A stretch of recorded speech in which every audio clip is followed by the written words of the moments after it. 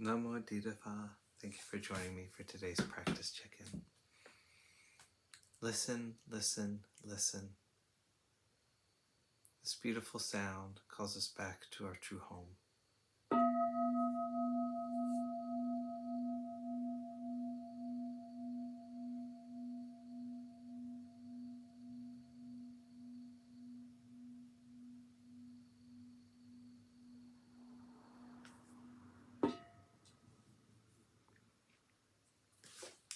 The third mindfulness training.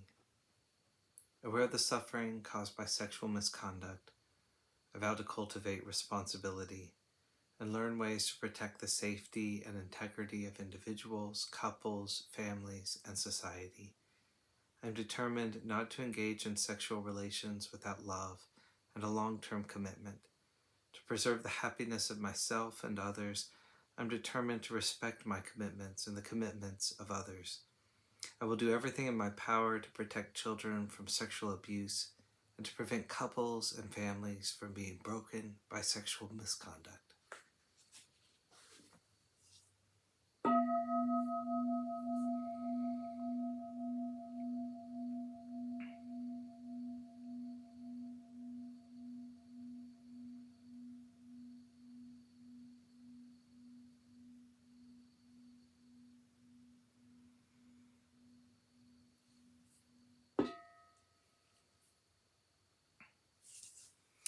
For our Dharma lesson, we've been reading Pure-Land Zen Pure-Land, the letters of Patriarch Yin Kuang, and we're continuing in letter 17.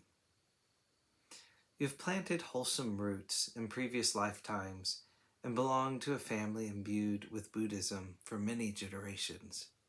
In your youth, you were well brought up at home, and later on, for some 20 to 30 years, you attended school and experienced the ways of the world fully. Why have you decided to abandon the lofty and sublime, to stoop to the common and ordinary, placing such value on my writings and distributing them to others? You should know that the most important criteria in dissemination of the Dharma for the benefit of sentient beings are timing and capacities. Those who are well versed in Buddhism have failed to point out the most relevant cure for today's illnesses. Instead, all they do is discourse on lofty, sublime methods, which, generally speaking, are not the right medicine. Sometimes this very medicine, however valuable, intensifies the illness. This old monk is like an inexperienced physician. Not only is he unclear about the roots of disease, he does not know the properties of the medication either. He merely prescribes a panacea transmitted, quote-unquote, secretly by ancient sages and saints, and dispenses it against each and every symptom, such as falsity or truth, chills or fever.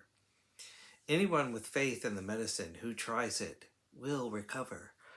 Even those afflicted with incurable diseases, forsaken by the greatest immortal physicians, will immediately regain strength and escape death as soon as they take this medicine. Therefore, I have no hesitation about hanging out my shingle for those who wish to rescue sentient beings and benefit mankind, advertising this medicine to all who are ill. I do realize that the remedies prescribed by those immortal physicians are miraculous, but I do not advise people to take them, as illnesses stem from past karma and cannot be cured by physicians, however divine.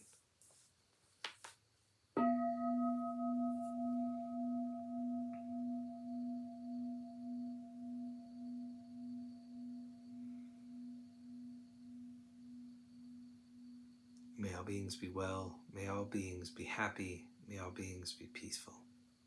Sadhu, sadhu, sadhu. Thank you for joining me today.